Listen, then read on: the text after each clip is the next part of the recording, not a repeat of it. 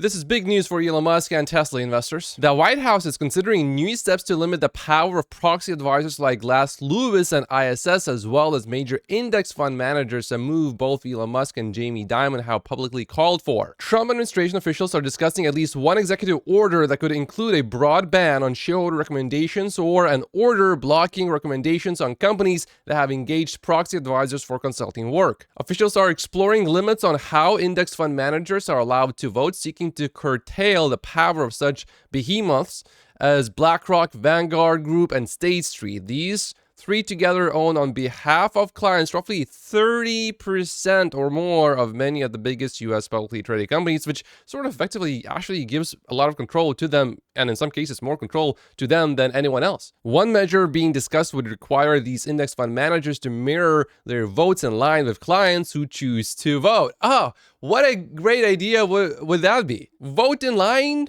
with the interest of your customers. How great would that be? That's really the only way to do it right, because if you vote for anything other than how your customers already vote, then you're voting against their interests. Some of these people that own none of these stocks basically have more control than actual shareholders, which is a bit insane. Jason says index fund managers should just vote with retail investors for a given company. Retail investors are far more representative of the interests of index fund shareholders in index funds than politically captured proxy advisory firms like ISS and Glass Lewis, who hold 0 shares. It just makes sense. And then we got a new letter from the Tesla board chair, Robin Denholm, addressed to us Tesla stock investors. We are on the cusp of what could be the largest value creation event in Tesla's history. So this is a warning to all Tesla stock investors, really. You either participate, or those who are not invested are going to miss out on one of the biggest value creation opportunities ever in human history. And that's one of the reasons why in my stock portfolio I choose to be all in Tesla stock. Oh, and literally she continues, and quite possibly in the history of humanity up until this point. You chose ambition. You chose to see what is possible. You looked past the noise and reaffirmed your belief in a trailblazer who has turned Tesla into one of the most valuable companies in history and who continues to push humanity closer to a future of sustainable abundance for all. You know, some people like to question, what if this happens? What if that happens? I like to sometimes think about, well, what if it works? What if it does turn out positively? Now, don't get me wrong, I often plan for the absolute worst case scenario, but you miss 100% of the shots you do not take, and not being invested in Tesla stock is not something that I would want to do. I would not want to miss that shot. The board could not be more excited for what comes next, and as Elon also said on Thursday, this is not a new chapter for Tesla, but a whole new book. And when he says things like that, this is quite serious, because you look at the valuation that Tesla created and you could say, oh, there's so much value already. And Elon really looks at that and says, oh, we're just getting started. And when he talks like that, you're listening to a guy that has done the impossible over and over and over again, so I think we should all listen. The age of autonomy is no longer approaching, it is here. You can get into your Tesla vehicle today, turn on FSD V14 if you have hardware 4, and you will see something. If you haven't witnessed it yet, you will see the future, because that software, that technology is going to change all of our roads and how our transportation works. Every time I turn on FSD, I feel like I've just seen the future. With transformative technology such as Robotaxi and Optimus, we are bringing AI into the physical world. And then it is now officially official. Elon Musk's 2025 CEO Performance Award shares have officially been issued, split into 12 tranches, 423.7 million total shares, according to a new SEC filing. Each tranche can only be earned if Tesla hits strict performance goals, which are huge in most cases, except maybe, I would say, the 20 million vehicles delivered in total. That one is maybe not that big, but pretty much all other goals are not exactly that easy to hit. Earned shares vest in 2033 or 2035, are held in Musk's revocable trust, and are voted by proxy, meaning Elon can't currently vote them himself. The earning of each tranche is subject to satisfaction of certain conditions. And what's happening here? Tesla haters are already after Elon Musk regarding the incentive package. Tesla takedown has sent out a new email calling for people to destroy Tesla and other Musk companies to prevent Musk from achieving the goals in his new incentive package. I'm actually curious, what do they put in their emails? Like, how do you justify this? Let's see. Fascism is on the march in America and around the world. You mean, aren't these the same guys that basically told people to burn down Teslas? Wouldn't that be called fascist? You're using violence to destroy your political opponents? That sounds like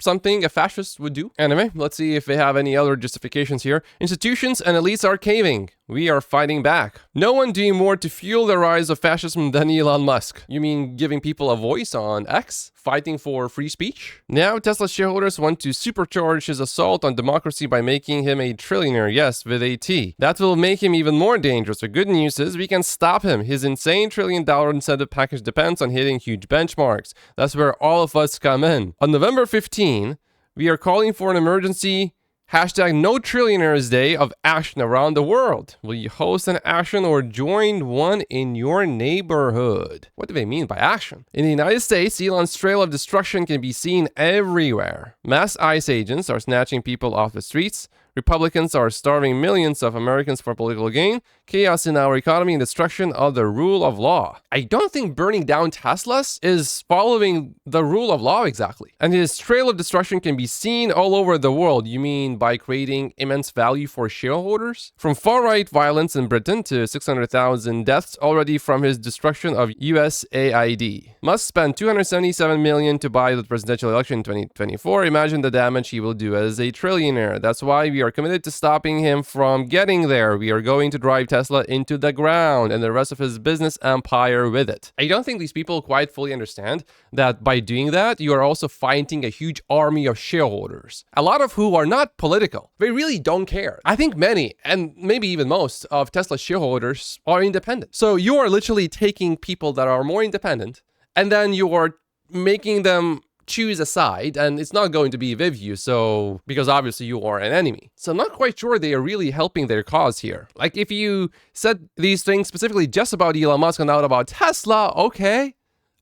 But here you are specifically going after Tesla, not really Elon Musk. This is my first time reading an email like this, by the way. I didn't read it before I read it to you. And it is very clear these people are our enemies. They declare Tesla as their enemy. They want to literally, quote, "We are going to drive Tesla into the ground." Now, actually, Elon responded to this whole thing as well, but there's a bit more here. "This insane drug addict is about to become a trillionaire," says this person. How freaking obscene is that? And James then steps in defending Elon, saying, "What if that monkey had purchased more bananas for needy monkeys than any other monkey in monkey history? What if I told you that monkey currently employs over 140,000 other monkeys who can afford to buy their own bananas and pay even more taxes so that even more needy monkeys can receive free bananas? Would you still want to study and learn from the monkey then?" Well, it sounds like this is some sort of monkey business going on here, but Elon replies here himself. "What if the monkey worked super hard to lead a team to build the world's biggest banana farm and gave 80% of it to the other monkeys? Actually, more than 90% after all income and the state taxes are paid." I don't know, all of this sounds like some serious monkey business. I just hope that Elon does not use these as his pickup lines. I hope there's no more monkey business or banana business later in this video or in the news. And by the way, Elon Musk just gave a shout out to everyone working at his companies. It is such an honor to work with the incredible people at my companies. You know, Elon has a lot of employees now, and it is always nice to hear from the top nice words. All right, it's been a while since we've heard much from Gary Black. He's saying the next major catalyst for Tesla is removal of safety monitors in its 150 robotaxis, which would signal an imminent scale-up, and which Elon has targeted in Austin, Texas by year-end. The latest FSD community tracking data shows miles per critical disengagement using FSD V14 has soared to nearly 4,000 miles, roughly 10 times higher than FSD V13 among 1,100 FSD participants. Okay, well, that's definitely good news. No wonder everyone's saying that V14 is so much better, huh? Now, here's what Morgan Stanley has to say. Key drivers for Tesla stock in the next 6 to 12 months. I honestly don't really care about the next 6 to 12 months. I am looking at least at the next 5 to 10 years. Analyst Adam Jonas says, beyond Elon's $1 trillion pay package, which really is the biggest single catalyst, I would say, for Tesla, it's like a domino effect. You just push this one little thing and then everything else falls in place. So major factors include, number one, Tesla's investment in XAI, deterministic to Tesla's long-term success. Now, if Tesla doesn't invest in XAI somehow, and if the board chooses to not invest, which I covered in the last video, why that may actually happen, is because abstained votes are technically supposed to count as votes against. And there were too many abstained votes when it came to this particular issue. So it really is completely up to the board to make the investment into XAI, but more people voted in favor than against, so the board should approve the investment, but then technically they wouldn't really be following fully all of the rules, but also not really, because the vote was not a binding vote. It was just basically advice to the board, and it's up to the board to make the final decision. Okay, next, FSD V14.3, a steam engine moment as driving shifts from human to algorithm. Plans for a gigantic chip fab to secure AI supply. Musk's vision for a global AI network powered by idle Teslas. Okay, and what are we looking at here? Cybercab has a steer-by-wire redundant steering rack, very similar to Cybertruck. Motor orientation different. It's highly likely 48 volts too. So this is what supposedly it is and where it is. And so Farzad here says, it's insane how incredibly wrong Omar is going to be once the inevitable happens. The memes I have on tap will break the internet. Well, Farzad is of the opinion that the Cybercab eventually is going to have the steering wheel and pedals, and Omar strongly disagrees. Omar still stands by his position that this vehicle is designed to be autonomous, not manually driven. This is a vehicle with a simplified motor that's not intended to go faster than 85 to 90 miles per hour. It is designed from top to bottom for autonomy, compliance controls, and validation controls. It and when used, don't change that in my view. But then, what if they change a motor, interior, add range, and a rear window, like an affordable model getting turned into a premium with controls? Would that make you both right? Well, Omar admits if they go that far to make a drivable version, then I would say Farzad was right. Well, I think all Farzad is arguing here is that it will have a steering wheel and pedals, because it simply just immediately solves all the regulatory issues without any roadblocks. And Gary is on fire. He got another post here. Tesla bulls say it doesn't matter that Tesla October global volumes are down 30 to 35% year over year, since the business is transitioning to unsupervised autonomy and humanoid robots. That's a fool's narrative of 70% plus Tesla profits from EVs. Well, Gary Black, he likes to say often, stock should be priced not based on what they did before, but what they are going to do in the future. When you look at past earnings, which is exactly what he's looking at here, they do come from EVs, because that's what Tesla did, and that is Tesla's past. But most of Tesla's earnings are not really going to come directly from EVs. They are going to come from other things related to full self-driving and then eventually humanoid robots. With EVs, Tesla had first mover advantage and clearly had the best product on the market at a price that was also highly profitable. Nobody else except BYD has made money on EVs. And I think that's actually quite arguable. Is BYD actually making a profit? Elon Musk believes no. When you take away all the subsidies and everything, he believes they're not making money from EVs. Also, I'm not quite sure that I would go this far and to say that Tesla had the first mover advantage when it comes to EVs. I mean, GM had the EV product way before Tesla did, and then Nissan had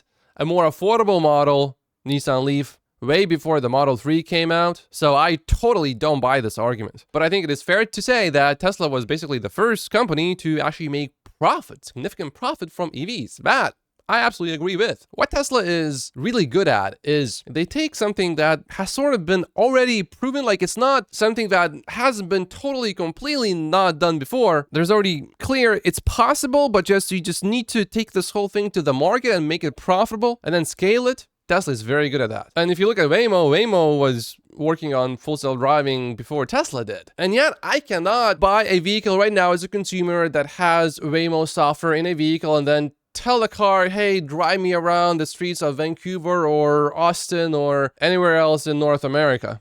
I can get into a Waymo taxi, but I cannot buy that vehicle and see for myself how well it would perform in a random place of my choice, but I can do that with a Tesla. Gary continues here, Tesla bulls refuse to acknowledge that autonomous ride sharing is a commodity business where Tesla is behind the Chinese manufacturers, who are already completing 450,000 paid fully autonomous rides per week and will license their technology to anyone who will pay for it. I have said for years that unsupervised autonomy is table stakes for anyone in the automotive business, and that prediction looks more prescient every day. Well, if it's really table stakes, then that's good news for Tesla, because I believe Tesla is going to take everyone over. Fully autonomous ride-hailing is already a crowded space and will only get more crowded as others solve for unsupervised autonomy. Few sell-side analysts, Tesla models show significant future revenue or profits for autonomous ride-hailing. You mean the same analysts that basically got the whole Tesla story wrong for years? Yeah, right. They are definitely not going to get it wrong this time. We're not talking about analysts that said that Tesla is going to go bankrupt probably years ago. He continues, generally less than 5% of 2030 revenues, and almost none show revenues or profits for humanoid robots. Yeah, because they only model stuff that basically has already happened, and then based on how it happened and how it's happening right now, they're projecting it into the future. So if the thing hasn't happened in front of them, but they are just told it is going to happen, they're basically not really putting any value on it. So not really a good point here that's going to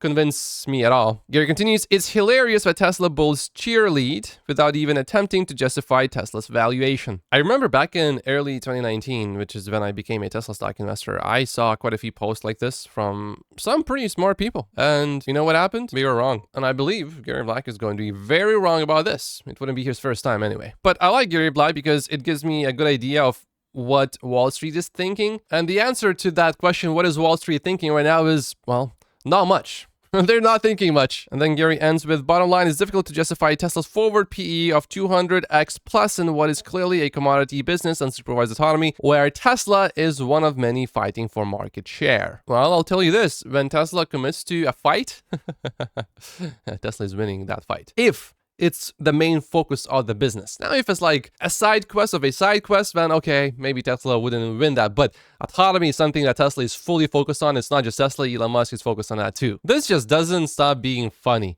Dano Dowd just got community noted. Watch Tesla full self-driving fail to react to an oncoming car, turning a non-event into a nearly fatal collision. A human driver paying attention without flashed their headlights, slowed down and moved over long before hitting the oncoming car. Elon Musk's defective and dangerous software should be banned from public roads. And so here is the community note. FSD actually saved lives in this video. Dano Dowd is founder and CEO of Green Hill Software, which provides software systems to automakers such as GM, Toyota, BMW, etc. He has repeatedly engaged in anti-Tesla smear campaigns. OP would be well advised to compete on merit instead. Getting called out by a community note like that must be pretty embarrassing, but I don't think this guy is capable of feeling embarrassed. Here's something pretty impressive that I saw FSD did.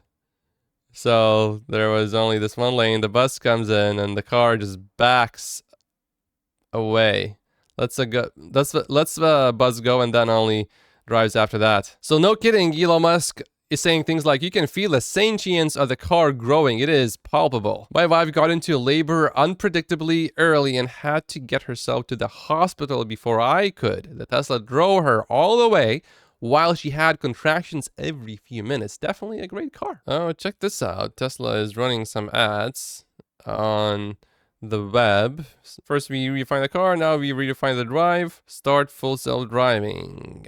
Interestingly, Tesla FSD supervised was covered on Israeli TV. Tesla's teasing FSD in South Korea. Tesla has released their first ever video of FSD working in South Korea, and that FSD is coming soon to the country. There's definitely quite a bit of excitement in South Korea about Teslas. I think South Korea is currently the third largest market for Teslas, if I'm not mistaken, or it was for at least a brief period of time, certainly. So that's number 3, after, of course, the US and then China. They're also doing testing in Europe, specifically in Barcelona, in Spain. So what's happening is it appears that Tesla is currently collecting data for FSD supervised in Europe, as regulators may not trust the data submitted by Tesla from the US. To deny the safety data from the US is irrational, but if they agree to accept the system once the European data confirms it, that's a positive thing. Now here's something that's quite interesting. JD Power report shows EV interest surging in the US despite and the federal tax credit. The number of active car shoppers who say they are very likely to consider an EV rose to 24.2% in October, its highest level since January 2025. Overall, nearly 60% of potential buyers said they are at least somewhat likely to go electric in the next 12 months, a 2.6 point increase from September. Also, in 2026, approximately 243,000 franchise EV leases are expected to expire, more than triple the number in 2025. Based on current patterns, 62% of those returning lessees are likely to replace their vehicles with another EV. 62%, that sounds like the number of Tesla owners. Yeah, if you own anything else that's not a Tesla in the US, I'm sorry, but you probably didn't have the greatest charging experience. And so Farzad points out that Tesla is increasing EV production, Legacy Auto is reducing EV production. It's over, it's done. Speechless. Farzad can certainly be a little cheesy sometimes. I like it though. Elon Musk also reposted this saying it's interesting. Oh, that's cool. I like this. It's not really needed because you can sort of see it from your Tesla map inside the vehicle, but it's certainly a nice addition to add this in Google Maps. So when you go on your Google Maps, you will see live availability of superchargers like this. Definitely good news. Ooh, Tesla is launching in Colombia soon. All right. My Colombian friends are going to be happy with this one. Although, interestingly, Tesla made this post from their Tesla North America account. All right. Then Tesla hiring for a $200 million mega factory outside Houston. Elon also reposted this new Tesla mega pack factory in Houston. So Tesla is bringing clean energy muscle to Brookshire, Texas, which is west of Houston. It's basically in Metro Houston. And they're hiring like crazy. 41 jobs are open now, from welders to engineers, all stamped with one word: mega factory. The site will mirror Tesla's California mega factory that cranks out 10,000 utility-scale megapacks per year. They're leasing two massive buildings, investing over $200 million in automation, robotics, and advanced manufacturing tech. By 2028, they will employ at least 1,500 people in the region and must stay at that level for a decade. Brookshire is getting transformed from logistics corridor to clean energy hotspot. And Elon announced this too here as well. And check this out. Ford CEO Jim Farley in a new interview said, "I was very humbled when we took apart the first Tesla Model 3. When we took it apart, it was shocking what we found." He said Mustang Mach-E had around 1.6 kilometers more electrical wiring than the Tesla, which is a whole mile more, which added extra weight, of course, to the car and required a much bigger and more expensive battery. I believe Tesla stock is going to well over $1,000 per share. My name is Matt Postius, and I will see you in the next video, probably on Friday. Thank you so much for watching.